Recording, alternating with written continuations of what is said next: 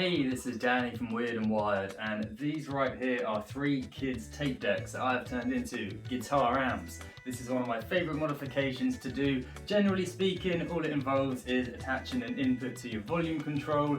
These all came to me in varying states of non-functioning, so they have their own individual quirks as to how they work as well as how they sound. My main fascination for doing this modification time and time again is because it's always a surprise to see what sort of tone you're going to get, whether it's going to be something clean or something fuzzy. So I thought it'd be a bit of fun to get 3 projects like this that all look quite similar but do sound very different, put them back to back and show you what you might expect.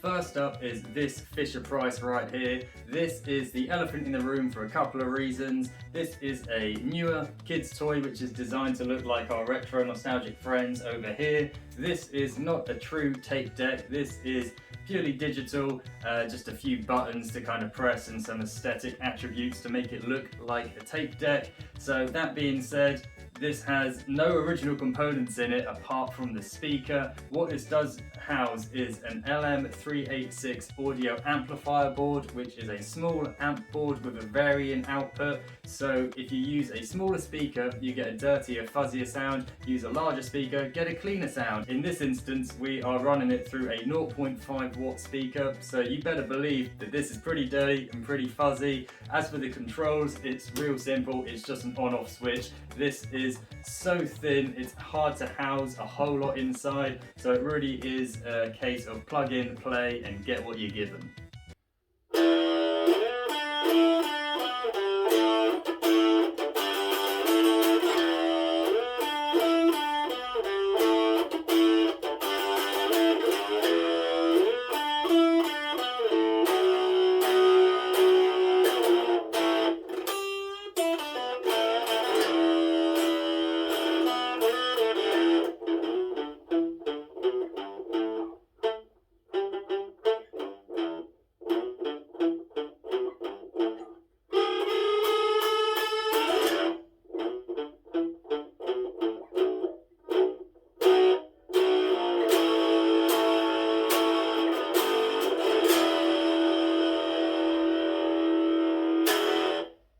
Next up is this Playskool tape deck. This is a personal favourite of mine. I've worked on one of these once before, and whereas that was fully functioning, we could use it as an amp as well as to record straight onto tape. This is purely just an amplifier. We have a toggle switch on the side here so we can turn it on and off.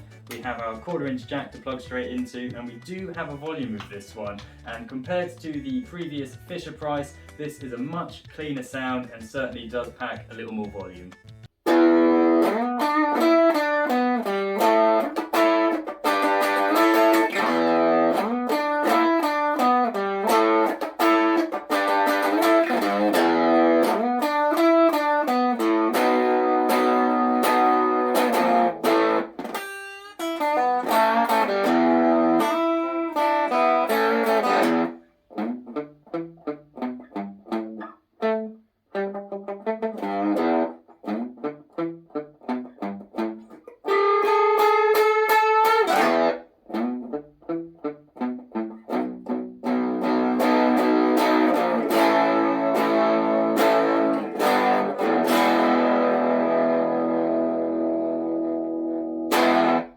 And lastly, we have this Fisher-Price. If the first Fisher-Price was quiet and fuzzy and the Playskool was loud and clean, this has got to be the best of both because it is loud and fuzzy. We have our 1/4" jack on the front so we can plug straight into that. We hit play to turn it on and either forward or rewind to turn it off. And as a bonus feature, we even have a built-in microphone so you can sing or talk and get your voice sounding loud and fuzzy.